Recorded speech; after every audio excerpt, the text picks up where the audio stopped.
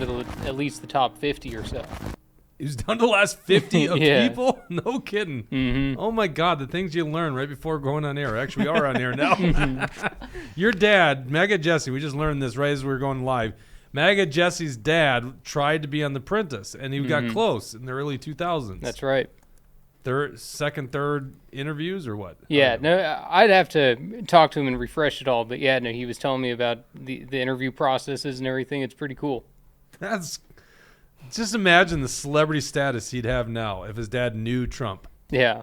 Yeah. Jesse would Would have been nice. long gone on that campaign. By the way, Jesse was telling me about his dreams, and he was dreaming about, was it Hillary? Nikki Haley? Oh, same person. Yeah, I met Nikki in a dream. I met Joe Biden in a dream. I'm meeting all these kinds of people. I was at a Trump rally last night in my dreams. I'm everywhere. I'm all over the country. All right, we'll get to that soon here. Let's get to the show. Welcome to The Truth Hurts, where we expose corrupt politicians and lying corporate media. This episode's brought to you Alpine Cabinetry up in St. Cloud, Minnesota. We got a great show, Jesse. What are we going to talk about today? That's right. United Hospital is bringing back mask mandates. We need to get into that. We got a preview of the legislative session here in Minnesota. Going to break down a lot of the sanctuary state bill and what different people are saying about it. We got some information on a focus group on RFK Jr. Did Matt Burke, our lieutenant governor candidate, sell out? The Senate passes a foreign aid package. A lot of rhinos backing that. A little breakdown of the Tucker Putin interview, and I just added this one. Yep, Canadian. Have you seen this? This came from the Tucker interview. He had this segment on there. Okay. Canadian MPs applaud a Ukrainian Nazi. I never knew about that. Did you know about that? Oh, I mean, I I knew did. it when I it just heard about it. happened. But, did I just forget about this? Yeah, no, it was a big story. We might even have talked about it then. We might have. Crap, there's too much information out there. I don't know if we'll even get to the RFK stuff. We got so much to talk about. Reading your comments at home is the lovely Bridget. How you doing there, Bridget? I'm doing excellent, and we have people that I haven't heard before. Rye Dog, based Rye Minnesota. Dog, yeah. Tucker's here, Laser Jim, Brad Ganser roasting Jesse already. That explains some of the irrational support of Trump by MAGA Jesse. Yeah, that's why. No, I do love yeah. The Apprentice, though. I mean, I can't help it. That was a great show. You're saying the we need reruns and Apprentice the Celebrity before Arnold. Apprentice. Oh yeah, I mean, forget about Arnold. Nobody liked that season, but love how we need Trump trolled reruns, him. and America would, a lot of the Trump haters would realize why they used to love Trump. Yeah, no kidding. All right, so if you want to interrupt us at any time, go ahead and hit that Rumble rant. We will read your comment and stop whatever we're talking about, and make sure you like this episode. It tells the algorithm, those people behind the scenes, that this is something that other people like, and we can share it to other audiences. Most of you guys are probably watching on Rumble, but if you're watching on YouTube or Facebook, do the same thing on those platforms. Running the dials, as always, Mr. Deep State himself, a CIA covert operative. It's me. It's me. Today is Upper Body Day, and Overwatch 2 got a massive update. It's going to be great. I'm so excited about it. I feel like you just were lifting weights in there, trying to get a pump, so That's you right. looked bigger. That's actually not bad there, Dawson. Oh, isn't that crazy? Look at that. He's got the hump. The Got the bicep hump. hump. My He's got the triceps hump are to hump. bigger, though, and that pisses me off. Let's get into this United Hospital policy. This is also brought to you by Warren Wessel. What am I doing here? Wow. This is what makes the show happen. Sponsors. Warren Wessel, if you're buying a home, you're selling a home, call my friend Warren Wessel. He thinks like you and me. Okay, he's been on the show multiple times. You see him around Action for Liberty headquarters. Warren is a guy that thinks like us, and he's damn good at his job. Give Warren a call, 612-419-7453 for a conservative real estate agent you can trust. Almost forgot to do that. The show wouldn't run if we didn't have sponsors. So we appreciate Alpine Cabinetry and Warren Wessel. All right, let's go to this United Health policy, or United Hospital. I always want to say United Health, not United Health, United Hospital. There's too many Uniteds in the medical world. This is an article we just published this morning. Had some nurses reach out to us. They liked what we did. If you guys remember the story, Children's Minnesota was about to institute a mask mandate. I think it went into effect on January 16th. And so we report the next day, as this was supposed to be introduced, they changed the mask mandate policy. I'm like, dang, is that how good our reporting is? It stirs this action. It could have been that. I don't know. I mean, Lines it definitely up. had a factor. I mean, I think so. I think the nurses had seen the article and they were pushing the administrators, so it definitely had an effect. Right. And we did have people reach out to us, mostly on the patient side or parents of patients, and talking about it. So certainly I think they were aiming their frustration at corporate, if you will. So anyhow, we had these nurses reach out to us, United Health, and God, I keep doing it. United Hospital, Alina Health System. This is the problem. Wait, United is an Alina hospital? Well, I mean, yeah, Is it? like everything is now the big dogs, right? Fairview, Yeah. which is the U of M, although aren't they splitting now? And Yeah, I Alina. think that they are, and people are pretty excited about that. I don't know why, but I mean, some people are probably not excited about it too, right? So anyhow, they have this policy, and we actually had the nurses reach out and send this to us. So we've got it. You can go to actionforliberty.com. It's right there on the front page. But essentially, it says that for all direct and indirect patient care, staff, volunteers, contractors, and vendors, they're going to be required to wear a mask. This is if two conditions happen. This is what really got them frustrated. One of the conditions is the CDC state county COVID-19 hospitalization levels are at a medium level or higher. Now, we went ahead and published where it's at today. By the way, looking back, still not above green level. But you can see that's the map of the whole state of Minnesota, or actually the whole country. But you can see Minnesota clearly, very solidly in the green. The one area that's not, well, there's two areas, somewhere up north, it's in the yellow, and somewhere down south. Ramsey County, I think you guys know, you don't need a geographic lesson. Actually, Bridget, you do, don't you? No, because I live in Ramsey. Okay, but you know where So- it's at on that map? I feel like testing you right now. can you Kind point of. it out? The story behind that is she's like, I'm going back home for the week. Can I tell the story, or should Yeah, I I not don't tell the care. story? You're going back home. I'm like, because you're from Kansas, and I was like, what part of Kansas? And you were puzzled. You didn't know what part of Kansas. I was like, how do you not know what part of the state you come from? I thought it was East. It is Eastern. Yeah. I thought it was Western. Are but you sure it's Eastern? Yeah. Western would be way different. Yeah. Western's a little prettier. All right, so we're down in the southeastern part of Minnesota, for those who don't know. All green, clearly all green. This is the policy. We posted it here. You can go check it out yourself. This was made to us by a nurse. She actually highlighted. In fact, I had two nurses reach out, so I corroborated this story. The other criteria is if ILI activity, state ILI. Now, I didn't know what the hell that meant. I learned that this morning. It's you remember? influenza-like illnesses. Yep. Right? Influenza, I mean, it's just they're making up categories, to put in these old mandates that don't really make a difference. So we went ahead and looked at that map too. And if you can look down, this is according to the CDC. Go to the bottom of those, Dawson. You'll see the map of the United States again. And once again, we are, isn't it interesting how the border states are higher in the ILI? I guess Arizona's doing okay. So we are at a very low level, the very light shading of green, ILI. So even their own guidelines, their two policy measures, show that I shouldn't have a mask mandate. Now, right now, it's only encouraged to patients, and you are in and out of medical facilities, Bridget. Like, how bad do they push it on patients? Like, do caregivers do With it? the masks? Yeah. It literally just depends. Like every time they have, at least where I work, anytime there's like a COVID case or an outbreak, then they make everybody mask. Even the patients? Usually us, not so much the patients anymore.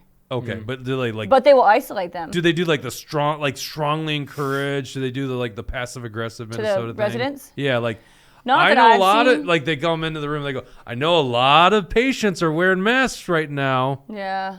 Well, it's hard because I'm mostly at long-term care facilities, so no, not there. I don't think, but they will isolate them. Literally, still 10 days, and they cannot and you're supposed to gown up, wear gloves, put on a mask, all that stuff to go in the room, and I'm just like, I don't. What do you 'cause mean it's they so dumb. isolate for 10 days? What do you mean by that? They literally keep them in their room, like locked up. They can't come out of their rooms. Like a patient?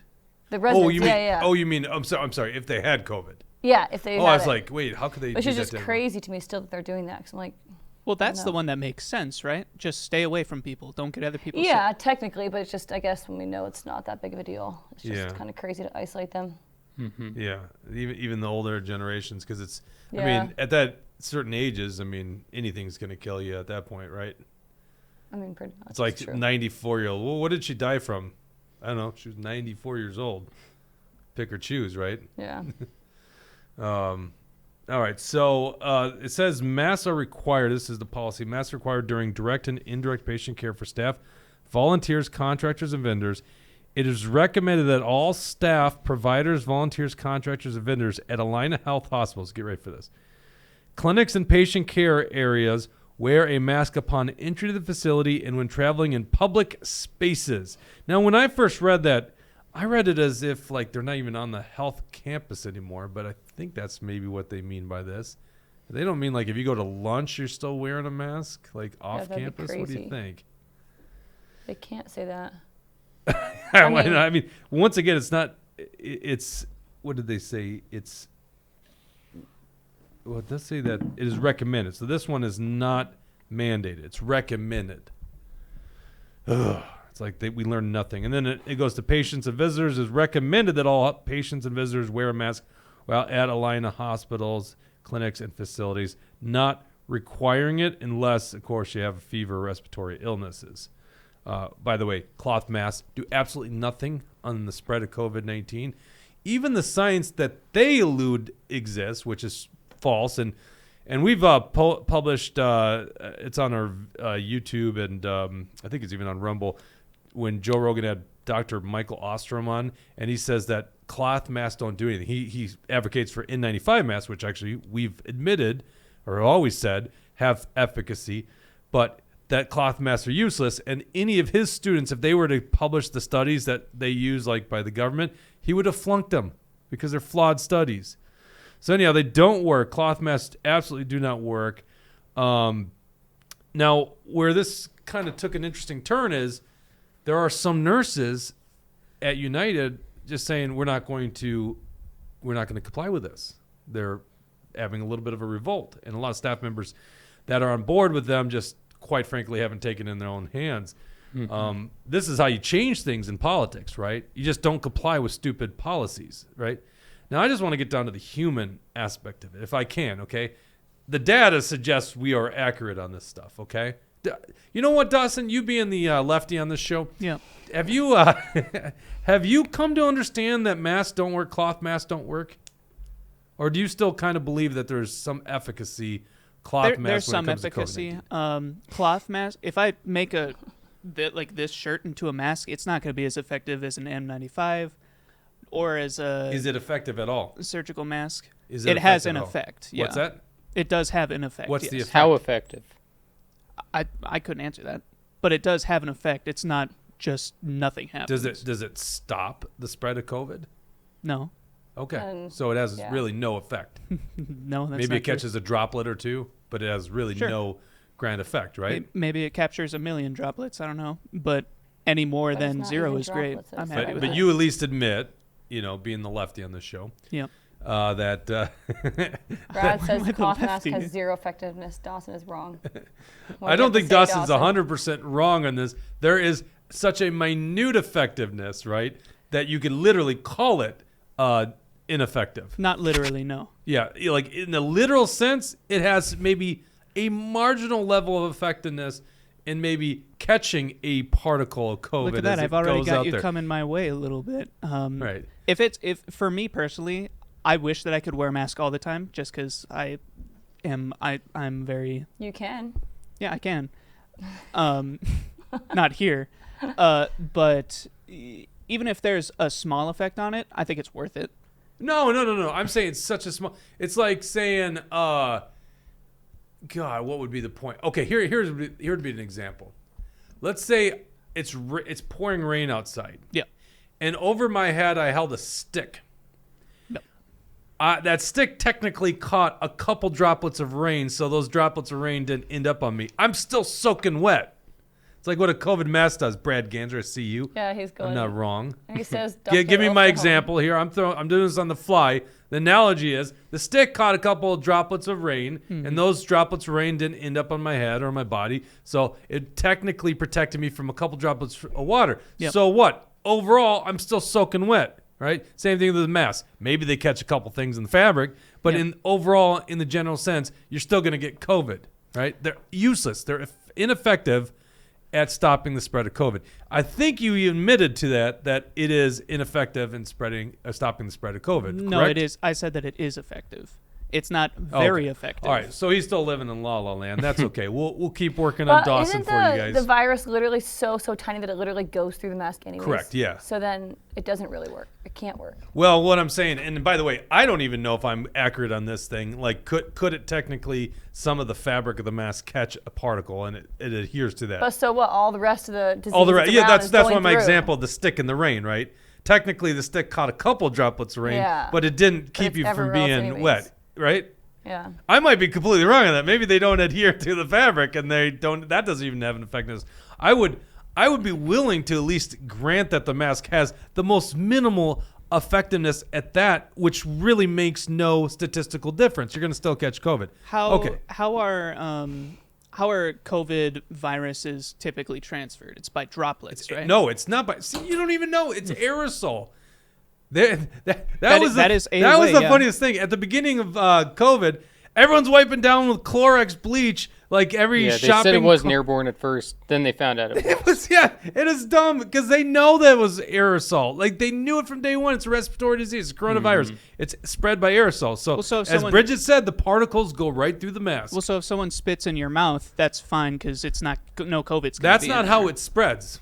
There's no COVID in the spit particles, the little droplets that are flying around. I have no idea on that. I Cool. don't know So about that. But Let's that's say that not how there- it spreads. Let's say that there is. No one. Okay, so the two people that during COVID spit in each other's mouth. Well, I guess swapping. Well, okay, this is a stupid. this is a really stupid dumb. conversation. Yeah. What are the comment section? Base Minnesota. Read that one. Dallas is my favorite NPC. That one. That is funny. I like that one. Yeah, I like that one, right?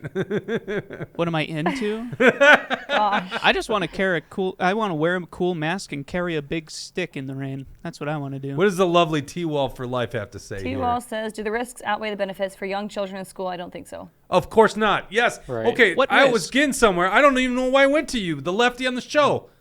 He just stole like 5 minutes. I was going somewhere with You this. Let's gave get to me the 5 humanity. minutes. What are you talking about? What's that? You gave me 5 minutes. I know. It was a mistake of mine. Damn straight. It was a big mistake. Was it Napkin 8 that But you gave heard it a here first. $20 Jake Rumble rant last Duesenberg time? says there's a tiny little bit of effectiveness. To stop mosquitoes. Yeah, Yeah, no, I he think might be more T-Wall for accurate Life than I is am. right too. That there's unintended consequences of masks. That they're dirty. That kids are Right. getting all kinds of diseases just by wearing them. They're touching their face more. So really, it's not even healthy for you to be wearing a mask because you're just going to be adjusting it so much. And like I said, if you reuse it, it's going to be dirty. It's going to be gross, and you're going to be breathing in bacteria all day. Well, and Gray Matters show, or the Gray Matters show, says the only thing a cloth mask does is make the wearer sicker from CO2 poisoning. CO2 poisoning. CO2 is small enough to get through the holes in a cloth mask if COVID can. Surely. Do you know that for sure? A It's molecule. definitely do you know harder that? to breathe with a mask on. What? So then what is that? It is definitely harder to breathe with a mask on. Because there. Because you're breathing out so much CO2, and then it's like you don't have enough fresh oxygen right there to breathe in. When I wear a mask, the discomfort I feel is from having something right here. It's not from not being able to breathe oxygen. Oh, I mean, it definitely is for me. definitely can't breathe When I've had to wear a mask, like, on an airplane or was- something, because that's the yeah. only time that I've ever, been wearing one. But, it's so irritating, and it's like you can feel that there's a lack of oxygen that, I think so, you too. know, that you can't breathe as well as you can. I can breathe just fine right now, but if I was wearing a mask, it'd definitely get in the way. I think that's less so CO2 than like material being in your nose, right? The size of a CO2 molecule is 0.33 nanometers. And I'm just doing this on the fly That is very small. because that's how life works. Alley So- Cat says a friend of hers still wipes everything she buys. And then a SARS-CoV-2 molecule is 100 nanometers in diameter. There you go. I mean, but at the end of the day, there are other reasons to wear a mask, other reasons not to wear a mask. I think it comes down to personal choice. There was a guy that was like, if There you you don't go. want to wear a mask, just don't. But if hold I on. want to wear a mask, you think that it stops the spread of, or has some impact on stopping the spread, which there's Yep. no data to suggest that. I Brad All the Ganser. data is We have a Rumble junk. here. All those supposed Okay, but studies if are you junk. tackle Hold on, we Okay, got I have to to go to interrupt the you red. guys. Yeah. You're more important than $20 Red. from Brad Ganser says the frightening thing here is that it has been 4 years and people still don't know crap about the That's science. right. That's actually Amen to really that true. one. Well, and it really goes back to Michael Osterholm saying if one of his grad students produced the studies that these kind of people say show advocacy of masks, he would have flunked them. And that's Okay. like the top epidemiologist in Minnesota. Okay, I was going somewhere Fauci with said this. it too. Fauci said the cloth masks I don't know. work. So I mean, And then he wore 2 masks. We can find anybody who has a brain to say that. Yeah. Let's go back to this is the point I was trying to make, okay? I can't believe I went down that rabbit hole there. The point I'm trying to make is just the humanity side. This is how I ended the article, okay? It's the humanity side to it.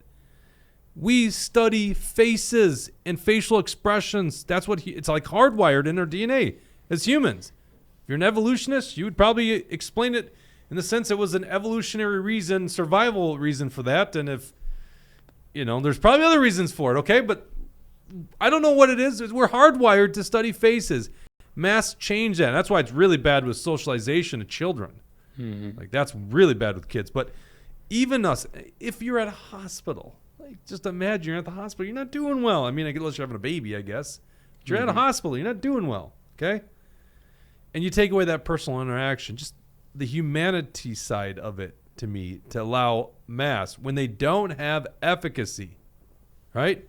To let us see those facial expressions, show the smile, show the frown, show the face as it's or you're interacting with another human being, and they take that from you. Fascinating. What's fascinating? You added an emotional element to your argument. Yeah, you like that? Yeah. Taking a playbook out of the left. That's well No, I done. really, truly do believe it, and that's why I thought no one really gave me crap when I would go to stores not wearing a mask, because I'm generally a pretty happy guy and I smile a lot. And I think people were like, yeah, I kind of like the fact I'm seeing this guy who seems to be a pretty happy, optimistic dude, and he's smiling. And that was lost on us. I got kicked out of Walmart one time because I was like refusing to wear a mask, and this big old lady, came up to me and was, it's like, who are you to tell me anything about health? It was like, I don't care what you have to say. And, I kept doing my business. They, next thing you know, security, and I'm like, all right, you know what? I don't need, I don't need to be buying from your business anyway. And, I could just tell it was a rogue employee. She, on a power trip, she wanted to feel important. But it's like, I don't need some big old lady coming at me and telling me what I need to do with my body. It's like, I think I know better than you. So I'm sick of the masks too. It's so annoying.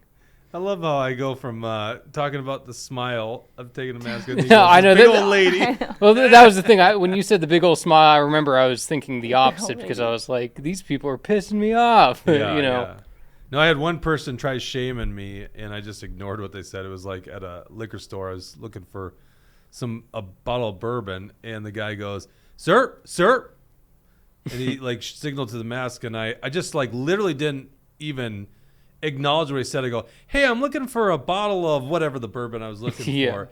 And I just like completely ignored what he said. He must have felt so dumb. It's just like, I'm just going to keep going. And what's the worst you're going to do? You're going to kick me out?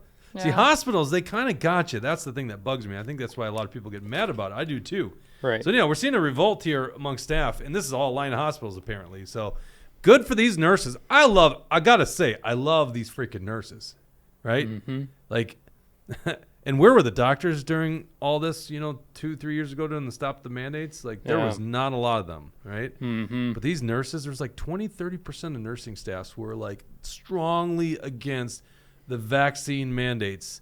Mm-hmm. And more now rising up against these stupid mask mandates. What does that look for, Dawson? What do you got? You Oh, look I'm like you got just- something snarky. No, I'm learning. Susie Scarella, I love that. Yeah, Menards. See, that's what really pissed me off about Menards. They instituted the mask mandate before you could eat, before it was even a decree by Governor Walz. Elusive Butterfly says, is it only United Hospital at this point? Yeah, that's what I'm wondering. Is it all line of facilities? Or is it Yeah, just so United? this is and go back to actionforliberty.com. It says Abbott Northwestern. This is the department's divisions operational areas that are under this policy change. Abbott, Buffalo Hospital, Cambridge Medical Center, Faribault Medical Center, Mercy Hospital, New Ulm Medical Center, Owatonna Hospital, River Falls Area Hospital, also Wisconsin too, St. Francis Regional Hospital, United Hospital, Alina Health Group, Alina Health Home Care Services, all other patient care settings. So, all patient care settings under Alina. Yeah. Now, maybe different hospitals have kind of lax the standards. We're just hearing it from United. United, obviously, downtown St. Paul. When the people that we got this from are from United, right? Oh, do you not trust my sources again? No. Oh, no. Challenging it again. No, my this point is this is your disinformation campaign, you damn CIA operative. Yep. They work for United. Okay, so the other places might also be doing it too. We just don't have we just don't have anyone from those coming to us yet. We've had nurses reach out to us about other, the children's is a big one, right? Yeah. When was that? Months ago? That was just last month. Yeah, time's moving. Well, I have a friend at Mercy that said, back when we talked about it a couple shows back, said that they were implementing it there as well. Yeah, and one of our policies articles came from you, about a healthcare facility you went to. Oh, yeah. Yeah. Oh, shoot. Did I just reveal our source? I don't care. Okay, let's go to preview of the legislative session. An article you wrote on actionforliberty.com, Jesse. I think probably the highlight, the sanctuary state. Yeah, so line 8 there, Dawson. Let's go ahead and pull up that article. And go ahead and scroll down a little bit. We're going to be talking about the sanctuary state stuff in just a second here, so we'll just move on to the so-called Equal Rights Amendment, because that's the title that these Democrats and rhinos are putting out there. But I'm seeing a super chat or whatever that's Rumble called. Rant, yeah. Rumble Rant. Love Minnesota says Legionnaire's disease is a type of pneumonia caused by Legionella bacteria. It doesn't spread from person to person. Instead, the bacteria spreads through mist, such as from air conditioning units. Yes. So, yeah, I don't know. What's the context of talking about Legionnaire's disease? I don't know. It's aerosolized? Is that the... Didn't we just... I feel like we just were talking about this a while ago. Or am I thinking of something else? I'm curious what the reference is here, Love Minnesota. When you do a Rumble Rant, you take our attention away, and I guess maybe they're trying to steer us away you from made the me curious sanctuary about state. it. I'm wondering. Yeah, I'm kind of curious. Similar to COVID. Yeah, okay, got it. Yep, I see. There you go. Very good point. Yeah, that is a good point. But yeah, back to this Equal Rights Amendment, because that's this is what the Democrats want to call this thing. It has nothing to do with equal rights, because first of all, transgenders do not have the right to compete against your daughters in sports. That's not a constitutional right. People have completely misunderstood the definition and purpose of our civil and constitutional rights. But this is something that it needs to be approved by the people. It would be on the ballot in November because they're trying to put this into the state constitution. People need to be prepared to fight that. In last session, this was passed in the state Senate with all of the Democrats voting for it, and then we had 6 rhinos: Julia Coleman, Rich Straheim, Zach Duckworth, Karin Housley, Jeremy Miller, John Jasinski. So those 6, they all fell in line to side with the transgenders and to side with the people who, so it would prevent discrimination on the basis of sexual orientation, gender identity or expression, and national origin. This is going to set up prosecutorial problems for people who have some common sense. That needs to be fought. Following by that, I think assisted suicide is another topic that the Democrats seem to want to push into this legislative session. This is an idea that I've actually had a reversal on, because before you used to... Can we go back just real quick? Sure. Yeah, and I totally forgot about this. Thanks for the recap, because I hadn't even read your article yet. This did pass in the Senate, which would have been the higher hurdle. So what's going to happen, and this is SF 37, it would add something to our ballot in Minnesota as a constitutional amendment. That's how we passed constitutional amendments in Minnesota. So this is what would happen. This is what you would see. The proposed amendment must be submitted to the people at the 2024 general election. If ratified, the amendment is effective January 1st, 2025. The question submitted must be, this will be on the ballot, okay, because it's going to pass the House and Walz is going to sign it, right? Unless you guys do something about it. Yep. It says, quote, shall the Minnesota Constitution be amended by adding a specific guarantee that equality of rights under the law shall not be denied or abridged by this state or any of its cities, counties, or other political subdivisions on account of race, color, creed, sex, sexual orientation, gender identity or expression, age, disability, ancestry, or national origin. And then you have 2 responses, yes or no. You're right. 6 rhinos supported this. Okay. This is bullshit because remember, the Democrats just made pedophilia a sexual orientation in Minnesota. And that's actually under the Minnesota Human Rights Act. And, what this tells me, too, Rich Straheim and Karin Housley, don't forget that they skipped the child mutilation transgender vote. What does that tell me? If they voted for this and then skipped that vote, Karin Housley can pretend like she was out on vacation, that there was nothing she could do about it. Legislative conference. We knew that. We reported on it. Yep, exactly. But Rich Straheim, he says he's at doctor's appointments. Sure. I'm not falling for any of that crap. But that's the thing. If they voted for this, that tells you where they really stand on this issue. And the fact that they were silent and, it was like pulling teeth. I was going after these people hard after the child transgender vote. And Julia Coleman, she was skipping every single vote until the final vote. And then finally she votes no. Yeah, we didn't know. We thought she was going to be gone. Exactly. I don't know if it was because me and others were pressuring them on social media, get your ass back to the Capitol, get out and vote. I don't care if it's a Friday night. Do your job. Right. The Democrats did that on purpose. Of course they're going to put it on a Friday night to try to draw out support. But guess what? You have to be there to fight. That's your job. So we got to keep in mind who those 6 rhinos are, and we need to pressure them, bring them back to common sense. How many Republicans vote for this in the House, do you think? I don't know. I'd hope none. But who knows? We have a comment about that from Hate MN who said, as an insurance broker, I got asked yesterday about life insurance and the death with dignity, in parentheses, assisted suicide bill. I find out that they will most likely be falsifying death certificates.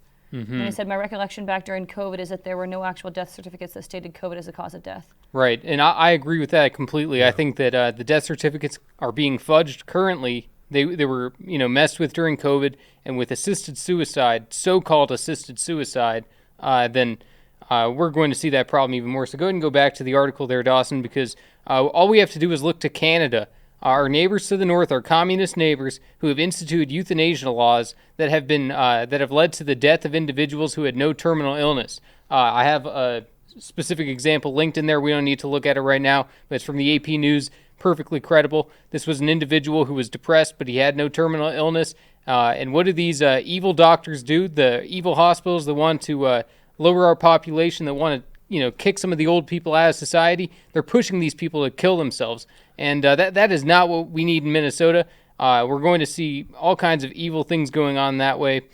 Citizens need to be informed of this issue. You can't let it happen to your loved one because if we have assisted suicide legalized in Minnesota, you got to believe that there's going to be evil actors pushing it big time. Let's discuss this for a second, okay? Because I come up in a weird area on this issue, okay? So bear with me here. I haven't fully thought through this one, but I hear on the right a pushback, like not a chance. You can't have assisted suicide. And I always think about the person that's suffering from incredible amount of pain, terminal cancer, and they just would like to end their life. And it seems like it's almost immoral to make someone have to suffer right in that case. I don't disagree with you on that. Let me finish my thought here real quick. Okay. So I kind of am in this area of, when it comes to the moral argument here, it seems immoral to make them suffer.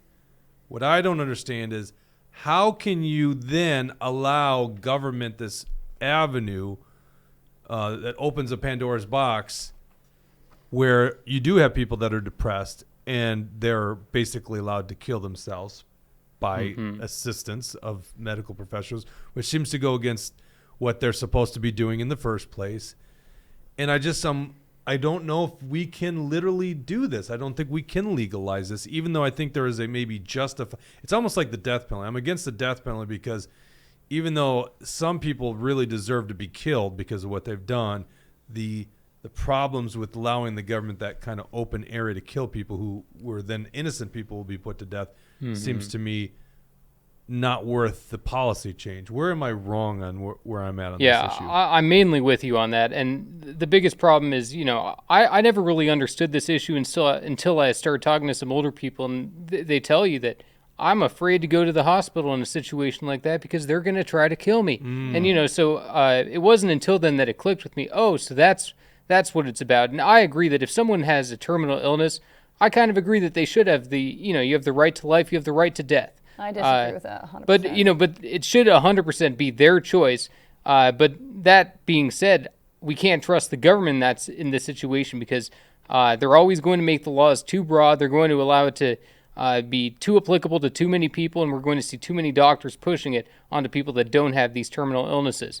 And also, we say terminal illness. There have been miracle recoveries from people. People have been said that they have a terminal illness that's going to kill them, and then they end up surviving. Well, I would certainly think it is matched with like excruciating pain. 'Cause right. I think if you have some hope, where do you disagree with this? Bridget? You just say you think it's almost more moral to let them end their suffering. I don't think that's true at all because, I mean, obviously you guys know as a moral standpoint, I'm going to be different on that because I would see God as the author of life and death. You have no right to take your own life, ever. Like, just because you're suffering is not a reason that you can just take your own life. Like, there's plenty of suffering. And then, like, in that case, why is regular suicide not allowed? People are suffering mentally. People are suffering. What about the nobility of putting your own life in jeopardy for saving someone else? That's really different, though. That's not just, I think that's so different. You're saving somebody else. You're not just strictly killing yourself. Like, the first action is saving someone else. The action is not to kill yourself. Like, the end goal is not to kill yourself. But then where does free will fit into there? Like, someone just said God gave you life, he will take it when he sees fit, but God gave humans free will. You do still technically have your free will to take it. I think it's immoral, though. You have, obviously you can do whatever action you want, but I think it's not moral. In Judaism, suicide is a sin as well, but I think that there are reasons to do it. It kind of comes down to, like, what rabbis think about it in the moment. Like, there's no blanket, this is all okay, or not okay. You know, I hear your viewpoint, and I guess I'm very sympathetic to that viewpoint.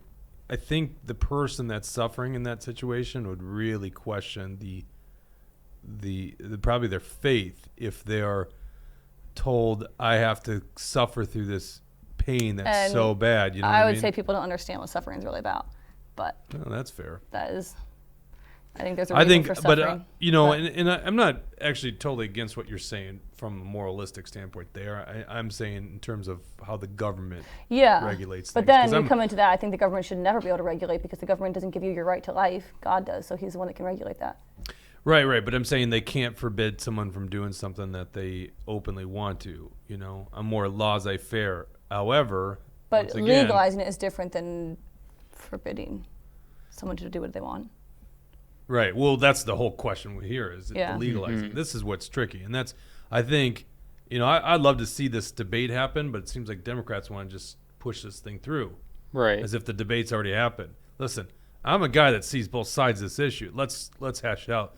But this thing needs to be hashed out, and this is a long conversation. Right. Canada it seems needs to be proper screwing debate, things up. and it needs to be so tightly worded that, but knowing who these Democrats are in Minnesota, I don't think that's happening. I don't think they're going to be putting together a nuanced piece of legislation on this one. Nor would I trust these people with Right. any kind of moral judgment. These guys are the same people that think a 6-year-old knows which gender they are, and you can hack them up. These are the same people that say, this baby, which we thought could die from an abortion, the abortion failed, and you go ahead and let this baby continue to die even though it's born alive. That's the people that cast a moral judgment. It is. I see someone wrote, there's a death cult. It is. It's like a death cult. That's what the modern Democrat Party's become. I think we have to be open about how evil the Democrat Party has come. Like, I don't think we should mince words here. When you look at, like, removing the pedophilia designation in the Human Rights Act so that pedophilia could be construed as a sexual orientation, like, how does that come from a good place? It's clearly, and who was the constituency advocating for that change? It's so insane. Data78 has a good comment too. That he said legalizing assisted suicide undermines efforts to maintain and improve good care for patients nearing the end of life. Which I can see that too. They're probably like, it's just easier to encourage them to kill themselves. Right. Yeah, that's interesting. And that's what I hear is going on big time in Canada. Is Really? that they're really pushing it. I've been seeing story after story on it. And it seems like we want to follow their lead in a lot of ways, which is not a good thing. But just to go back to the article here, Eliminating the Electoral College is another big ticket item that I think the Democrats are going to be trying to push this session. They flirted with the last session. This session, of course, they're going to try to push it through. That's going to make us entirely reliant on California, New York, all these other big states. It's going to, it would really destroy our country. And also, I wish these Democrats would just take the time to learn the American history of our Electoral College and how beautiful of a system it is. Because I think a lot of them are just clueless. They just become co-opted by slogans to make them think that it's a broken system. There's nothing broken about it. And then the last big item is the bonding bill.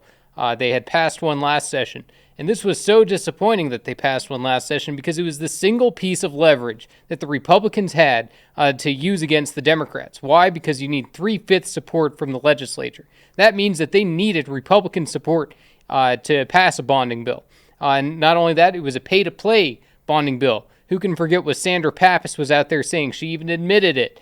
So the Republicans squandered that opportunity. They could have said, we have this demand, this demand, this demand, this demand, including, at that time, a complete return of the budget surplus back to the taxpayers. What did they do? Absolutely nothing. They squandered the opportunity.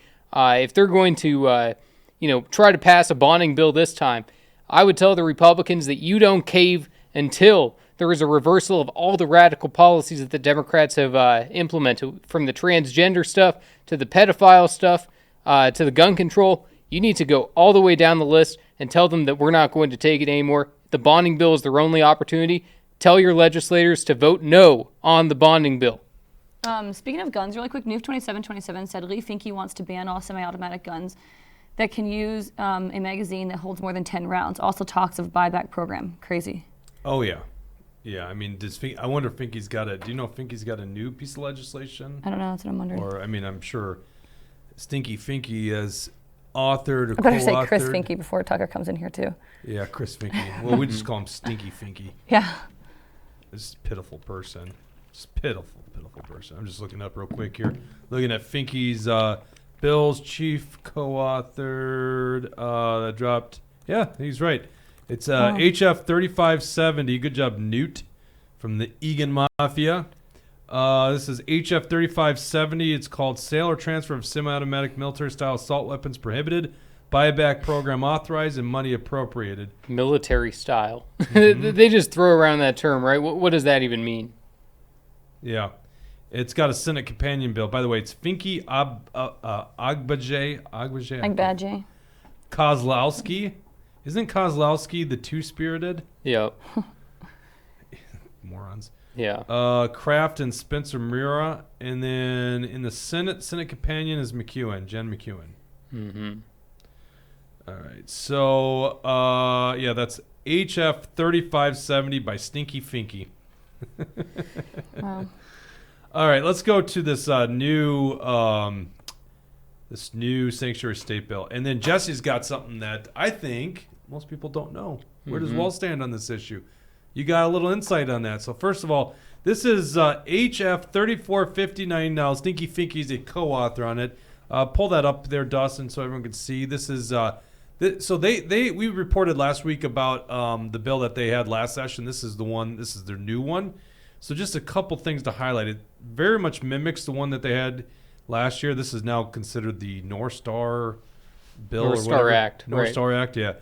So essentially what it does is it makes it prohibits government officials from asking questions about the status of someone's immigration. Okay? Where there isn't a prohibit or a exception is at the ballot box. So looking at this law, if you're an election judge and questioning someone's status as a legal citizen, you are against the law if this thing passes, the sanctuary state bill. Now, what's fascinating about this bill, we had reported last week, and they kept the language here, gives the Attorney General Keith Ellison new investigative powers. They create a hotline. So now imagine you're an illegal alien and some law enforcement officer is trying to enforce immigration laws. You can call a hotline to get the Attorney General Keith Ellison to investigate a law enforcement officer who's doing their job. There you go. Wonderful America, here we are. Someone that does not belong here, came across our border, can actually call and make the Attorney General investigate a law-abiding citizen in Minnesota. Wonderful world we live in. God, these guys are so bad. But this one goes further. They added something, enforcement actions. This is section 3. And it allows relief, or allows defendants, the party bringing the enforcement action may sue any person or entity that has violated this section. So now you're an illegal, I don't even know how this works. You're an illegal alien, you don't have a right to be here, and you can actually sue somebody for trying to enforce the law? Right, and you can weaponize the government against law-abiding citizens. It is pretty crazy, and this also comes right on the heels of the fact that ICE confirmed that an illegal terrorist was caught in Minnesota. The audacity of these Democrats to be pushing a bill like this right when that news is hot. It shows that they don't care about the people. Do you even? Serious question. Do you think they know about that? I don't know. Maybe last not. I checked, it was us and Daily Caller were the only, and Fox News. They don't watch Fox News. Yeah. I think we're the only ones that actually reported on this. Oh, Alpha News finally reported on it. Do they even know that happened? Maybe not. Maybe they're just not in the know. But I mean, it is crazy for them, at this time to be introducing a law like that. Let's go to the comment section here. Not a lot on the topic right now, but Tucker says good advertising for gun stores. Get them while you can. Yeah, gun sales always spike when they come after our guns. All right, what's the news story you got here? What do we know right now about Governor Walz's stance on sanctuary states? Right, because he has been completely silent so far on the fact that Omar Fateh and these other radicals are pushing this bill. But what did he say back in 2018? Well, how about we watch what Jeff Johnson put in his campaign ad relating to Tim Walz, because this is something that I uncovered that I don't think a lot of people know.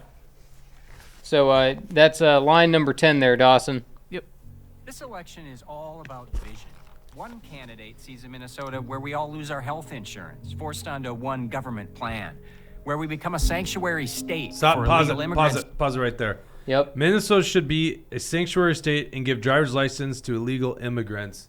And that's Walz's response to Our Revolution Minnesota. Our Revolution Minnesota is a socialist group. Obviously, they're for open borders. And that was Tim Walz's response. Minnesota should be a sanctuary state. And I like that Jeff Johnson includes in here, and give driver's licenses to illegal immigrants, because guess what? That already happened. So we know that that's their plan, because we've already seen Tim Walz implement half of his agenda here. Now he's got the next legislative session here. He wants to implement the second half, making Minnesota a sanctuary state so that we can't have ICE and other immigration officials deporting these people like we need. We need a mass deportation in this country, especially in our state. And, Tim Walz obviously has an agenda. They want to make all these illegals voters. That's why they gave them the driver's licenses. That's why the license doesn't say anything about whether they're a citizen or not. They're doing this to try to steal our elections. People need to stand up and fight. All right, we'll dig into that story a little bit more. I just tried doing this while we were live. Our Revolution Minnesota. I tried to find the quote on their website or something. I was unable to find it. Maybe they're covering their tracks. But I appreciate that Jeff Johnson put that out there back then, because he's foretelling the story that is unfolding right before our very eyes. I'm just wondering if it was it looked like it was a response to maybe a candidate. If you're looking that up, Jake, the second part of the quote isn't in quotation marks, so that might have been later in what he was saying or something. I don't know, but that could be messing up your search. Yeah, well, I'm thinking what it is they did a candidate survey. That's what I would imagine is the case here. And it's probably because that could be like the 2016, 2014 election cycle. So it might be long enough ago where, it's nowhere on their website. 5 years ago, yeah. No, when this was 5 released. years ago. Shit, 8 years ago. That's when this video was released, I'm saying. Yeah. But you got to remember, they're a national group. It was probably when he was running for Congress, wouldn't you think? Maybe. I'm thinking as a congressman, he answered their candidate survey. Mm-hmm. But, I can't remember exactly when. I mean, I think Our Revolution wasn't really up and going until 2015, because wasn't it the Bernie movement that founded our revolution. Sounds right. So at least I'm So going maybe back it was into the my 2016 election memory cycle. log here. Yeah, that would have been the last time he ran for Congress. Right. So I would think 2015, 2016 was probably when that quote was taken. Okay. Alrighty. Good work on that, by the way, Jesse. Okay, so also on this issue, this is go to actionforliberty.com. You can see this article we published this morning. Dave Lizagard weighed in on the issue. I mean, this guy's such a con artist. I love that photo, by the way, screaming. Yeah, I'm a Teamster. You know, Lizagard, this guy is such a phony politician. He's known as a moderate up at the Capitol. This is the guy that Kurt Doubt was like, oh, yeah, mean Action for Liberty's door knocking you. Oh, they come after me, too. I empathize with you. Lizagard's one of the 6 con artists that was voting against Walz's mercy powers in 2020 when there was a high threshold. They needed like 11 to break ranks. And then when it mattered, they only needed 4 of them. He reneged on his vote. He did a 180 and started protecting Governor Walz's mercy powers. So when he tweets this out, scroll down there, he writes, I mean, these guys, they're all the same, right? He says, I should have had this pulled up. I got a little camera just blocking the view to read the tweet on the screen. So there is no misunderstanding. I do not support Minnesota becoming a sanctuary state, and this will not become law. Hashtag Minleg. That's the Minnesota legislature. That's their shorthand for hashtagging. And he did this on February 10th, apparently. Why would we believe this guy? Like, this guy is a con artist. This guy showed he can have a stance that will completely reverse within a matter of a month. Because, by the way, he voted against Walz's mercy powers in December of 2020. And then January 2021, he took the exact opposite vote. This guy is a con artist, and it shows the progressives can push this guy any way they want. And you know what? You don't have to just take our word for it. You see that hyperlink down there, the publicized campaign finance report? Click on that, Dawson. Once again, actionforliberty.com. You can read up on this. We just looked at his campaign finance reports. He set a self-declared fundraising record for an off-election year in 2023. And I think it was like $65,000, bigger than any other cash haul, any other legislator. Well, when you look it up, it's lobbyists and PACs, special interests, and wealthy donors in the Twin Cities. This guy's up in Aurora, Minnesota. Iron Range, my butt. Yeah. You're funded, and the shots are called from the Metro Democrats. You're right. He doesn't get his money from the grassroots at all, and that's why, wasn't it Eric Mortensen who had raised like the most money for a certain year, and not a dime from lobbyists. Not a dime from lobbyists, and all of it was just from the people. It shows that there's 2 different styles. You can either represent the people or you can represent the lobbyists and special interests. You can't do both, and Liz Lagard has made his choice very clear. Yep, there you go. That's that con artist. Okay, let's go to the comments here, and then we'll move on to Beanie's in the comments. What's that? Beanie's in the comments, just being you got to be kidding obnoxious. Me. Beanie is? Well, she's here right now, and she said, "I'm going to comment on your show," and then she's like, "You'll probably just ignore me." I was like, "No, I won't." But she addressing me. Is that Beanbag? Yeah, that's my Beanbag Warren. That's what I call her. This is your sister. This is Bridget's sister, Beanie. We love Beanie here at the show. Beanie says, "Long-time fan of your show." Why didn't you bring Beanie in? I told her to, but she has to work from home. She has a real hard job at home. We got offices here. I know. She could have used one of the offices. Tucker would have been like, oh my God, they're both beautiful. They're like, people think we're twins all the time. There you go. See, Tucker's just like, I can't believe this. Oh my gosh. Do you know when Tucker was here last, what was that? Was here? Yeah, he was here. In studio? Well, we had that super secret meeting or super secret social event. Oh. He got a picture in your seat or chair. It's half Jesse's chair, too, yeah, though. good to know Bridget has a sister. Ha, he says. Oh, my gosh. But she's here because she's dating someone, so. From Minnesota? Yeah. She's dating a Minnesota guy. Yeah. But isn't she in Kansas? Well, she's here right now for a little while, and then she might finally move. We'll see. Really? Yeah. Well, sorry, Beanie, telling them all, but you From what I could tell, on. we want the whole Williams. Your dad, can I say your dad's a physician? Can I say that on air? Well, he's an eye doctor. Yeah, well, that's a physician. Yeah. Yeah. He's got a medical license, a medical degree. Yeah. Health freedom guy. And your mom's a nurse too, right? She is. Yeah, you come from a family of, and you got like 9 siblings or 8 siblings. There's 9 children. More than that. You have more than that? Oh man. Anyways, All right. What other comments Giant do we Killing have? says, I think in reference to what Jesse was saying about the last bill we were talking about, I can't even remember, but he says, is it worth it to stay and fight? Oh, with the legalization, sanctuary state bill. He said, is it worth to stay and fight or just F it and move to Texas? No, stay here. Don't go to Texas. Also, Was he asking that to Jesse? yeah, I think so, Yeah, because Jesse. Jesse was talking. But Yeah, no, I mean- don't leave. We got one more election to fight. Yeah. We'll see how 2024 goes, and then maybe it's time to go. Maybe. But that's the thing. If you guys need to become election judges, you need to become poll watchers. You need to watch out for these illegals that are coming in, voting. Make sure that they all have identification and everything, especially if they're registering to vote. So we need to fight to save our election in Minnesota. We still can win Minnesota for Trump in 2024. The media doesn't want you to know that. The Republican Party doesn't want you to know that. David Hand doesn't want you to know that. But we can deliver our 10 electoral votes for Trump if we fight the fraud. Beanie asked me, who should Trump pick for his VP? I don't know the answer to that question. And quite frankly, I'm not the guy to answer that question. What are you thinking, Jesse? I was just randomly thinking about Dr. Phil. I'd almost like Oh my a God. complete The real outsider. Dr. Phil But or the Adam Dr. Ray Phil is version? like a very reasonable, smart guy. He wouldn't suck up too much of the attention out of the room. I think he's a loyal guy. I think Dr. Phil would be a very intelligent, even-keeled choice. So right now, I'm Dr. Phil for VP. Hold on one When second. did you think that? Just right now?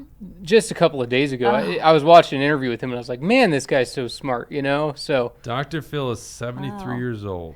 MJ Rise 150 says, honestly, I'd be gone a year ago if interest rates weren't 8%. I can't leave a Yeah. 2.5 rate on my house. A lot of people, yeah, and they're pay 8% stuck. on mortgage. Yeah, a lot. Yeah. That's a big deal in my age group. A lot of friends and stuff. And I'm not saying just leave the state, but upgrade homes or move to a more Yeah. rural area, and they can't. They're stuck because of interest rates. Mm-hmm. Have you ever seen the Dr. Phil impression by Adam Ray? yeah, I've seen that. I freaking love it. Mhm. I am such a fan. Oh, yeah. That's the Dr. Phil that Trump needs to pick. Mm-hmm. Be like, I pick Adam Ray, but he's got to be Dr. Phil the whole time. Yeah. No, his impression is pretty good. Yeah, lots of good podcasts, Kill Tony, all kinds of good stuff. Susie, it can be turned around. It's hard to believe the state can be turned around. It can be turned around. Honest to God. Here's what I say to people. Obama won Florida in 2012. Ron DeSantis just won it. I know you love Ron DeSanctimonious. Oh, that's retired now. Yeah. He won it by 20 points. Like, you can change this stuff around. Now, you can't change around if all the good people flee to Texas, okay? So, now, I agree with you. At some point, you gotta give up, right? We're not at that point. If we're at that point, I wouldn't be telling you to stay here. We train activists every day. Like, I can see there's an energy. Like, there is this overwhelming force ready to take back Minnesota. So I'm bullish on Minnesota. But it ain't going to happen by just resorting to the rhinos to take care of business. So that's why you got to get active, because, it's not just being the Democrats. It's also getting rid of these damn rhinos that are getting in the way, right? Like the 6 that voted for The Equal Rights Equal Amendment. Rights Amendment. Susie says, true, I concede. Maybe I live too close to the big city. Yeah, I know. That's the problem. Like you and I, because I live not too far from the Twin Cities, and it's like, I kind of keep my foot in both areas, but certainly the Twin Cities, it's kind of rough. Okay, by the way, if we're going to talk about giving up on a certain area, you could make the argument giving up on the United States of America, right? Which I would argue Texas has a good reason to secede from the nation. Pull up line 14. This is the Daily Wire just reporting this. This morning, the U.S. Senate passed a bill that just basically gave $95 billion to foreign governments. Let's see, the package, $61 billion for Ukraine, $14 billion for Israel, and $4.83 billion to U.S. allies in the Indo-Pacific, and over $9 billion in global humanitarian aid. Voting for this, I think, are pretty much every Democrat in the U.S. Senate, and then I'm going to read the list of Except two. rhinos. There were two Democrats, and then Bernie also voted no. Oh, okay. I'm Yeah, sorry. it was Peter Welch, who's also a Vermont U.S. Senator, and then Jeff Merkley, who's an Oregon U.S. Senator, and then Bernie. Besides that, it was the Republicans who voted no. And the craziest vote that I saw, though, Lindsey Graham voted no on this thing. He's probably like, of it's of not all enough. of all the people, of all the warmongers in the U.S. Senate, I would have thought for sure Lindsey Graham was going to vote Is for he this thing. tempering his hawkishness because he sees that it would be against the MAGA movement? Right. I mean, it's only for electoral purposes. That's the only reason why. He wants at least one more term. And, I hope that South Carolina don't give it to him. Yeah, they probably will. Because you know what? Trump will endorse him again. I don't think so. Well, I don't think Trump. so. Yeah, he's Trump's loyal as people. I know, but not for Lindsey Graham. Not for Do you want to make a bet? Graham. I'll Lindsey make a bet Graham right is now. so done. Should we bet a beer on this? Should we bet a beer on this? I bet you Trump endorses Lindsey Graham next quarter. It's not till I think 2026. Yeah. So okay, I'm willing to make that beer bet. You sure. want to make it? Okay, bet's on. Mm-hmm. Okay, so I do not see Trump endorsing Lindsey Graham in the future. I don't think that's happening at all. You know what? I can see it happening. I see it happening, and I'm gonna. What's this?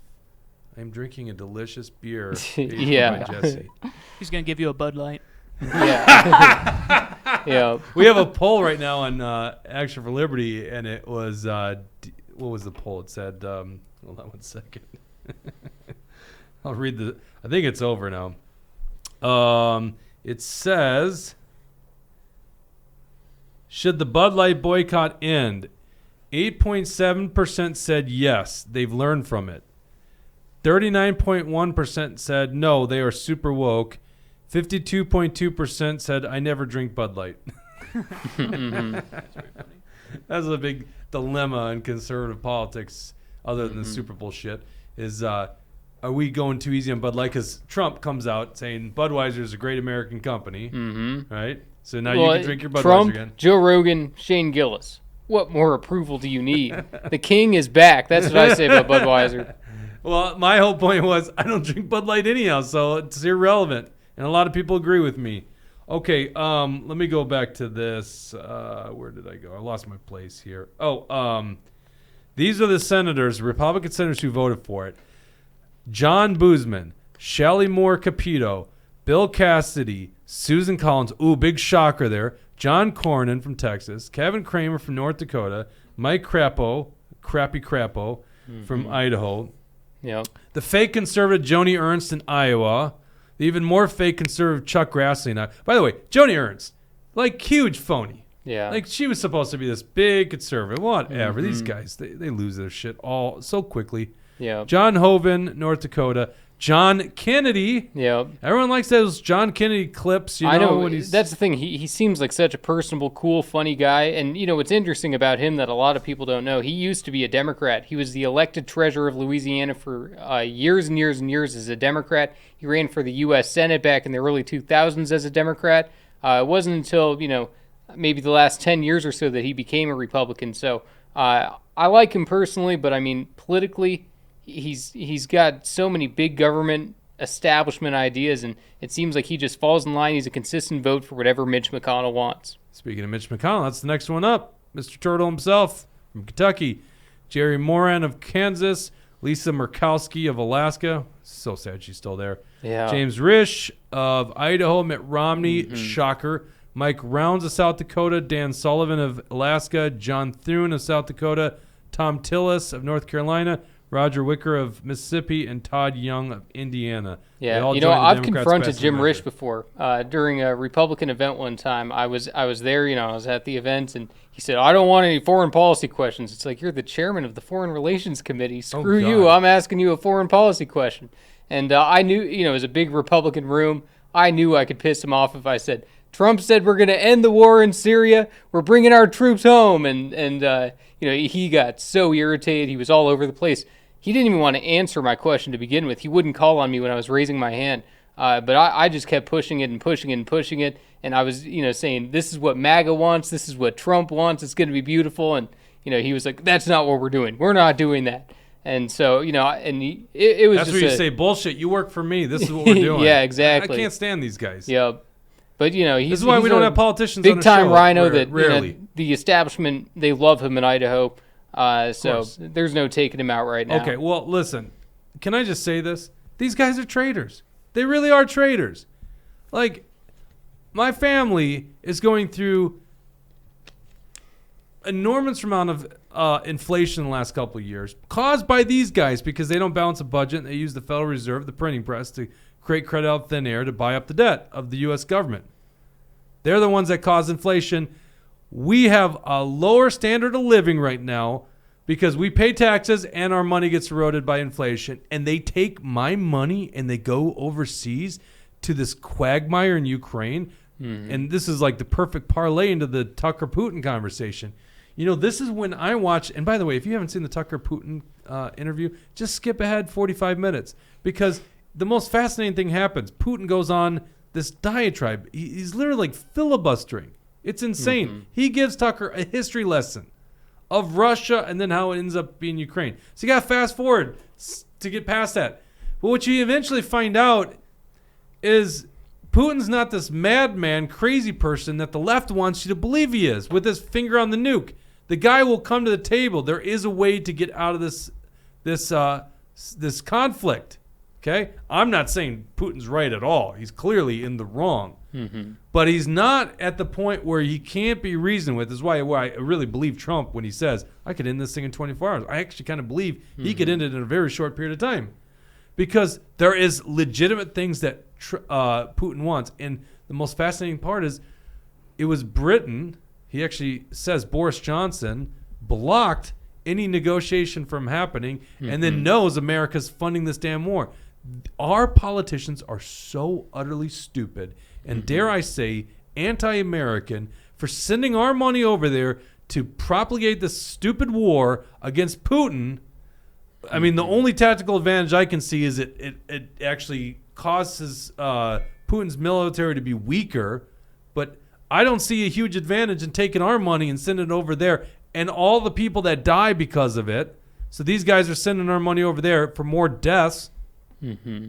I don't know. At what point do we just call these guys what they are, traitors? Right. And, you know, Rishi Sunak, who's now the leader of the Prime Minister of England, he's even worse than Boris Johnson on all of these issues, foreign policy, everything else.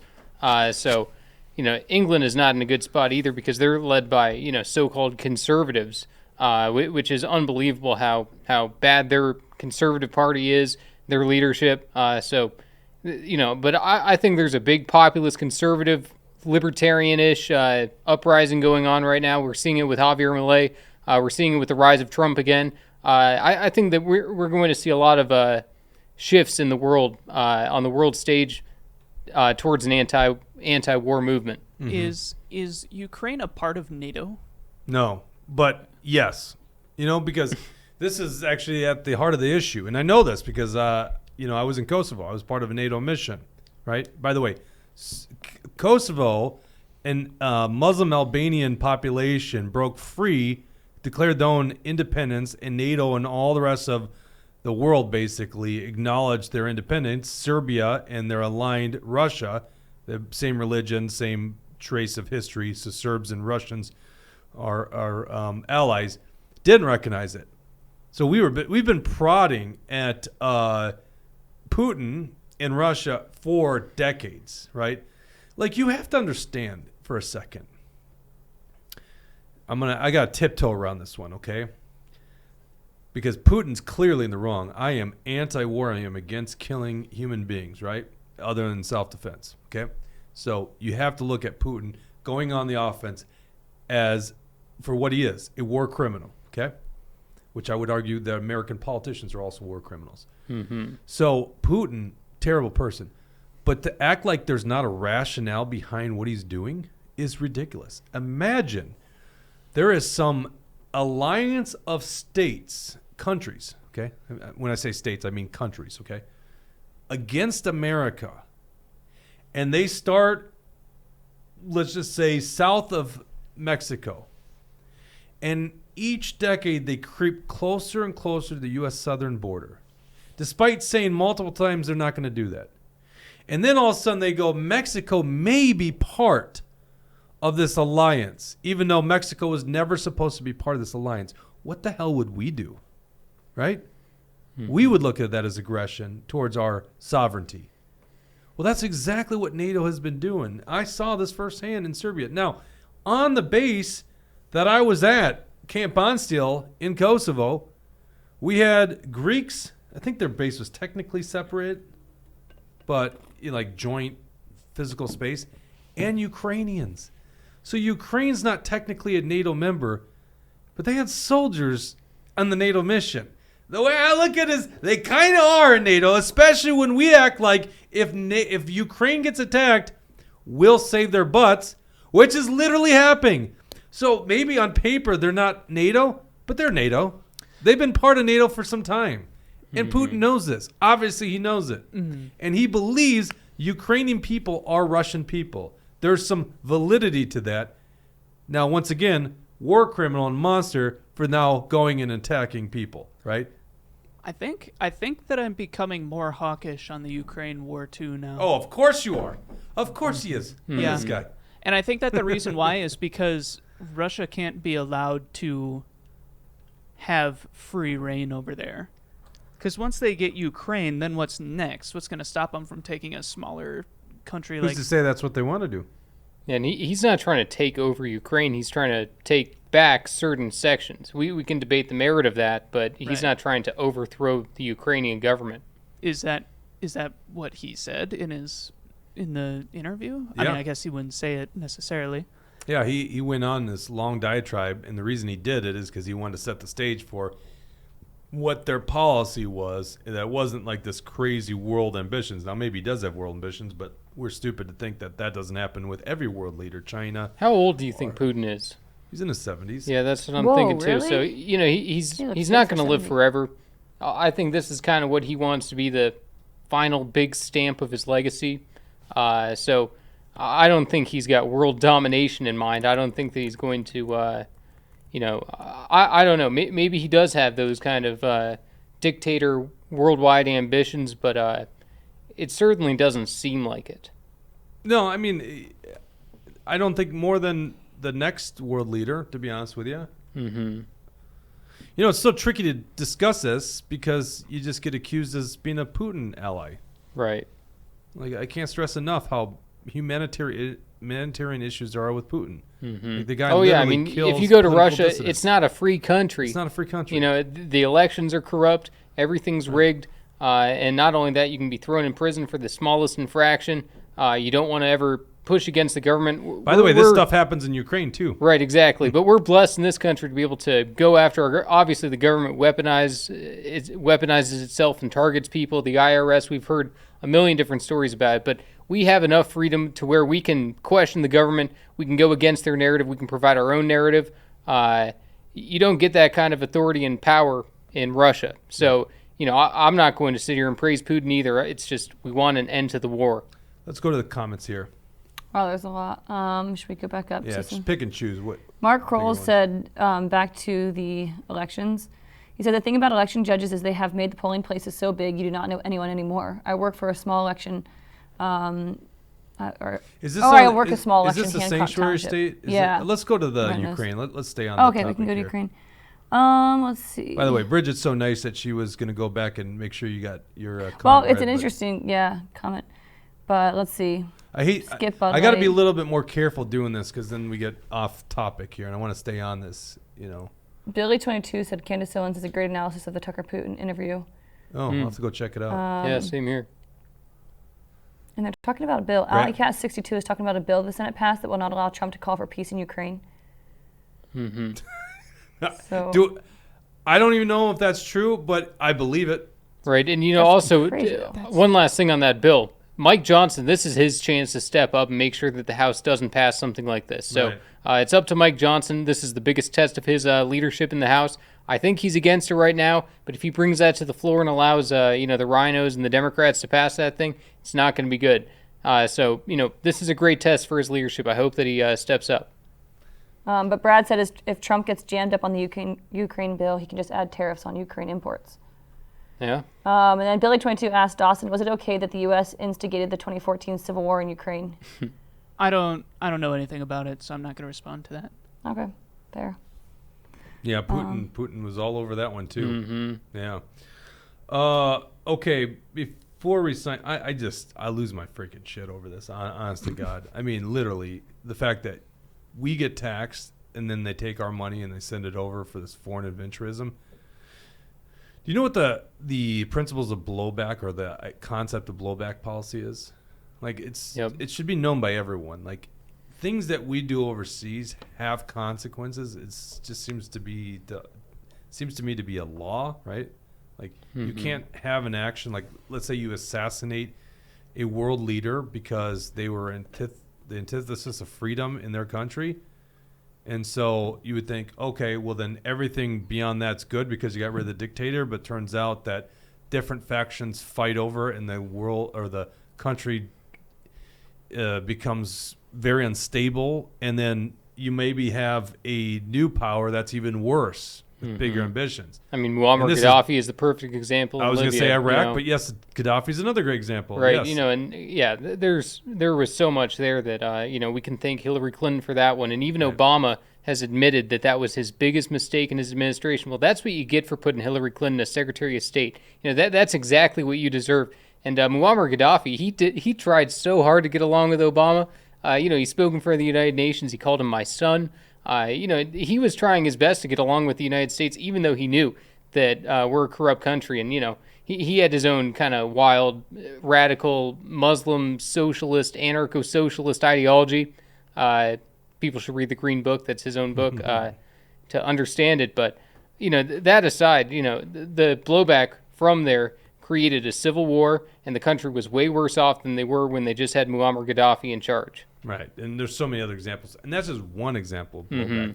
Here's another blowback: a oil embargo on Japan, leading to the attack on Pearl Harbor. Well, didn't know that one. You didn't learn that in your history lessons, did you? So there's huge blowback on the policy directions that we take. So what's the blowback going to be in the long grand scheme of things on Ukraine? These guys are just playing with fire, and I can't stand it. It's not their money; it's our money. That's what they're doing. They're taxing us. Actually, they're indebting our future generations because really, it's borrowed money. They can't even balance their damn budget. The guys that can't balance a budget are the ones going around handing out welfare checks and foreign aid and military expenditures to other countries. By the way, did you see the comment that everyone's losing it? By the way, the media losing it over over Trump statements today is just hilarious because I don't think anyone's buying anymore. But they're losing their shit over this. Well, Putin should do whatever he wants and attack I know. these You know, it's funny. the funniest thing ever. Funny that they're losing their mind on that one again because like they're acting like that's the first time he said something like that. He always said, "If you don't pay your bills, I'm not defending you." So guess what? You know, the fact that all these other countries in NATO don't want to pay the 2%, we're paying over 2%. You know, we're the ones bankrolling that entire thing. So I agree with Trump. If you're not paying your bills in NATO, you're not getting any protection. All right, let's go. Let's finish on this. RFK. I don't want to go to the focus group. You guys can go to Breaking Points. They do a decent job. Yeah, they just put out another video of the RFK stuff Ukraine. today. So yeah, I saw that. Yeah. I didn't watch the video yet, but I saw the headline. Go ahead, Bridget. Yeah, $5. Brad Ganser says, great show, like and subscribe. Like and Thanks, subscribe. Brad. Thanks, Brad Ganser. Should pay him $5 to use their talking points. So basically, the question that they posed on the video that we were going to show was, who does RFK hurt more, Trump or Biden? And they have data suggesting that it's pretty equal, okay? I don't know where this goes. But you brought this up on our pre-show meeting. We have to show this this tweet by Matt Burke, former lieutenant governor, Super Bowl champion with the Baltimore Ravens, longtime All-Pro center with the Minnesota Vikings. He wrote, and this is after the Super Bowl, my two biggest takeaways from the Super Bowl, I'm looking forward to voting for Robert Kennedy and visiting South Dakota.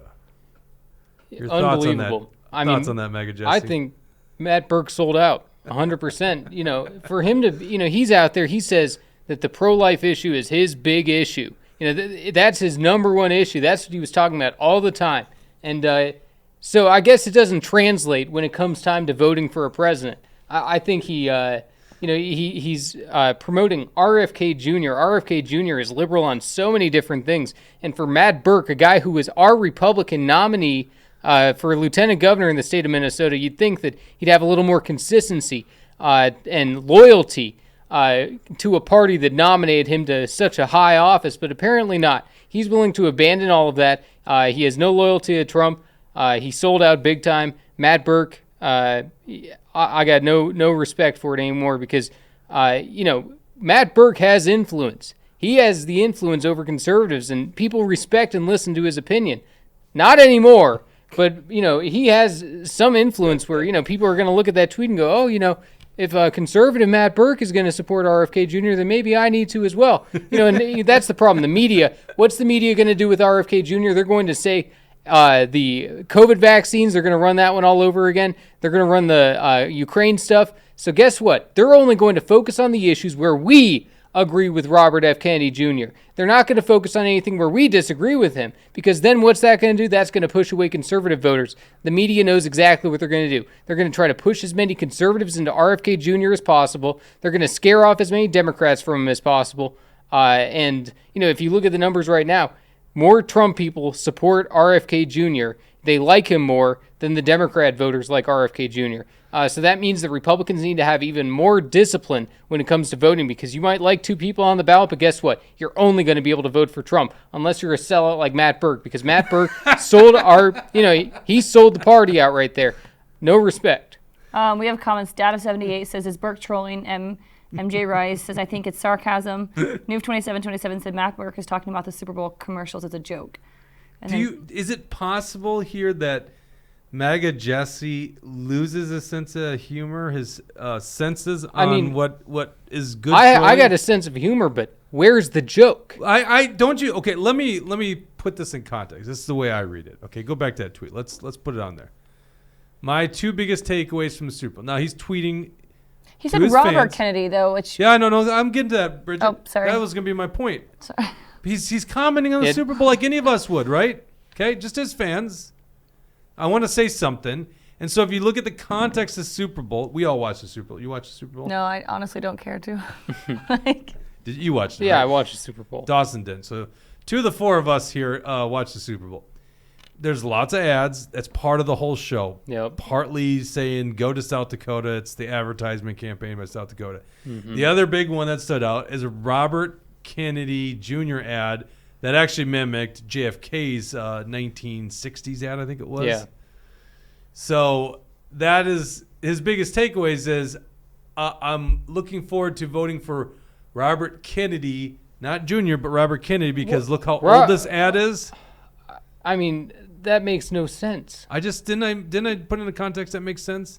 It still doesn't make any sense. Why would he mean I can't wait to vote for a dead guy? Meaning like I just that watched commercial an ad. was not for his meaning dad. Meaning like I just watched an ad that makes me want to vote for somebody that's from the 1960s. Actually, Robert F. Kennedy. Go back to the tweet. That's not Robert what he F. said. Kennedy, he said, ran "I in can't 68. wait to vote for Robert Kennedy." Right. Just because he didn't say RFK Jr., what other Robert Kennedy would he be talking about? You're saying his dad. I don't think so. And look at what the replies are there. Wasting a vote is exactly on par. He supports abortion, so he's a no. So if you look at these replies, other people are saying, what are you talking about? Why are you not supporting Trump? Why would you do this? You're abandoning your values. Matt Birk hasn't clarified anything. He hasn't said, oh, this was a joke. And if it was a joke, it's not funny. We should call Matt. We should call Matt Birk and find out what he thinks. Yeah. Everyone in the comments thinks it's a joke. Base Minnesota says he's joking because Kennedy ad during the Super Bowl. But Tucker how says is it makes that perfect sense. Love Minnesota says Burke was making fun of an antiquated of how antiquated yeah, the love ad Minnesota. was. Yeah, exactly. That's the way I look at it. It was like an antiquated ad. Like I can't wait to vote for JFK. He probably should have just said JFK, or he's a genius and he's like, it's better for the troll. I'll get guys like MAGA Jesse freaking out about this. No, if I say Robert he's not Kennedy. trolling though. That's the thing. I think he is here. I don't know. Do you think he's also saying he wants to go to South Dakota? Yeah. Who wants to go to South Dakota ever, though? Whatever. Yeah, I do. I love South there Dakota. are cool things in South Dakota. Well, the western part. I do not believe either. I think Billy Have you 22 ever is been to with me. Black I'm not the Hills? only one. Don't maybe. judge South Dakota until you go to Black Hills. Maybe. I've driven through South Dakota twice. Where to? I don't know. It was just flat. Where did you drive to? You said you drove through. Oh, to Vegas. And then back. One time we went like above the northern. No, I don't know. I've never done that trip, but you might have gone south before the Black Hills. Do you remember the Badlands? Yeah. Yeah. Yeah, You probably avoided the Black Hills. I'm guessing you probably might have. Yeah. Yeah. Yeah, and Mount Rushmore. Because you've never seen Mount Rushmore, right? Mount Rushmore is awesome. I got to drive past that. That was pretty cool. Yeah, oh, so you did go to the Black Hills. Yeah, then I guess so. It's a cool drive-by state. Yeah, but you know what? If Matt Burke is trolling, I'll take it on the chin and admit it. But to me, just the way that I read it, I don't read a joke in it. And to me, it looks like just kind of a subtle, hey, I like RFK Jr. and that's just not what we need right now. But he did not say Junior on there. I don't get why he would be meaning his dad, who is dead. It doesn't make any sense. Because his dad's from the era that commercial I know, but the commercial wasn't made about his dad. I know, it's for JFK. I know. I mean, so he probably should have said JFK. I think you're trying to give a friendly interpretation to Matt Burke. But I'm just saying I'm willing to burn the bridge when I think the bridge is broken. You know, if I think the bridge is not going to get me across safely to Trump land, I'm not crossing that bridge. I'm willing to burn that bridge. Now, you said it was the Republican brand. He's like trading on Republicans. What if Mitt Romney was the presidential candidate? Oh, well, I'd be turning on the Republicans then. But that's the thing. So it's really just about Trump. Well, MAGA is the Republican Party now. And, if he was out there endorsing Nikki Haley, it'd be a different thing. But that's the thing. He's the one who needs to stay true to his supposed principles, which if he is Mr. Pro-Life, he better be voting like Mr. Pro-Life. Well, I agree with that. Like, it would be tough as a pro-life guy to support someone that's anti-life. But can't he make up his mind? Can't he go independent? Why is he bound to be a Republican? Literally, if Trump was independent, you would abandon Republicans in that election. Right, but I'm not the one who's using the pro-life issue as my big thing. Oh, you're kind of changing the field goal He's post the one. now. Matt Burke is the one who says that's his big issue. He better vote accordingly. That's why I think this is a joke, because I don't think there's any way he's supporting RFK for that reason. Well, I don't know. He's never said it's a joke. You and some others in the comments are giving him a friendly interpretation. We should see if he'll do the but show. I'm not seeing it. We should see if he does I'd the like show to know on where he Thursday. stands for real. If it is a joke, so be it. I can move on. I'd accept it, but I just don't. I just didn't read it that way. And every time I read it, I still don't read it that way. What do you think, Dawson? You're the most detached from all this stuff. So how do you read it as an observer? I'm just gonna ask him. There we go. What does that mean? Sent tweet. I didn't / joking or / serious. He's asking Matt Burke. Oh, yeah. I would never understood what that means if you. But did he respond to anything on tweets? We could just reach out to him personally. So I think we should. To me, it sounds like a joke because it sets up like a sketch comedy thing that Jerry Seinfeld would do. Like, there's two things that I'm excited about going to airports. Hold on one second. That was your Jerry Seinfeld impression? No, the long lines. Jerry Seinfeld. The airplane food. Seinfeld would be like, and what is the deal with that ad? Is it Robert Kennedy or is it JFK? I don't know. Mm-hmm. That's Seinfeld there. Did you hear what I said? What did you say? Okay. No, don't even worry about it. No. Go ahead, Dawson. Yeah, it sounds to me like a joke that's like, there's two things I look forward to going to the airport for: the long lines and the airplane food. Like, neither of these things are good. It sounds like sarcasm. Yeah, that's kind of the point. That's kind of the point right there. Yeah, I don't see it. I don't see it. I don't get it. If it's a joke, it fell flat to me. Mapkinate agrees with you, Jesse, because he said you're always right. Hey, thank you, Mapkinate. Appreciate it. Oh, that's great stuff. Politicians are not allowed to make jokes. Someone will always be offended. That's true. That's my opinion. Yeah. I'm good with jokes, but at least make it clear that it's a joke. And I can handle That's the sarcasm joke. too. So we'll see. We'll keep investigating it. If Matt Burke wants to grow a pair and endorse Trump, I'd love to see it. Yeah. But he hasn't endorsed Trump, so why would I be thinking he wants RFK Jr.? Wonder why. It's almost like he tweeted that.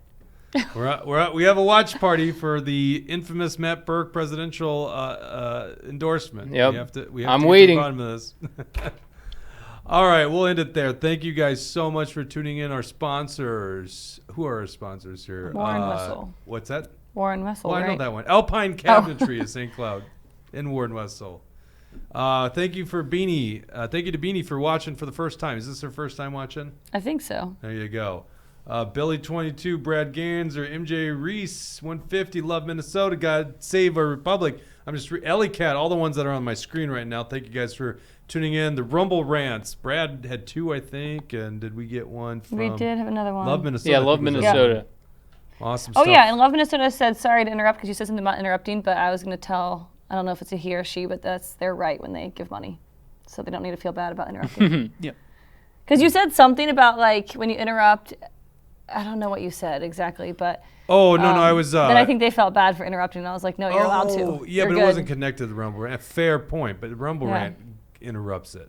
Exactly. So Rumble Rant gives you the right to interrupt. So then you go back, Bridget, and then interrupt the current way we were going. Well, they posted the Rumble rant came during the next topic. Listen, That's not Bridget's all fault. I'm doing is placing blame on you guys for my ability to not stay or inability to stay on track. That So, seems healthy. Quite frankly, this is all my fault. I'm the host. What? Who else is to blame other than me? I can't stay on track. My God. All right. Thank you guys for tuning in. We'll be back on Thursday. Not with Ryan Binkley. What's Yeah. his nickname? Bitch ass Binkley. Binkley. because He- he backed out again. Back out Binkley because Backed out Binkley. we'd love to do an interview. Okay, let's get it scheduled. Perfect. We'll see you then. Okay. Cancel. Okay, let's reschedule. Okay, we rescheduled. Canceled. Binkley, this guy couldn't even get 1% in Nevada when the only person he was competing against was Trump, meaning that all of the Nikki people should have said, go to the caucus, vote for Binkley. He couldn't even get 1% of people to go and do that, so he's done. Yeah. He's Matt Burke to me. You have completely lost Jesse. And Jesse was on And your I side. believed in Binkley for a little while. You did. You definitely did. So, bitch ass Binkley. Love it. Backed out Binkley. Yeah. He's dead to us. Too bad. Even if you wanted to do a show now, we wouldn't do it. Not Maybe interested. we would for entertainment value. Then you guys could spar. It'd be aggressive. very aggressive. It would have been a lot friendlier of an interview. Yep, not before. anymore. Too Not bad. anymore. And everyone at home's like, who? Yeah, exactly. He's a presidential candidate. That's true. Thank you guys for tuning in. We'll be back on Thursday. Take care.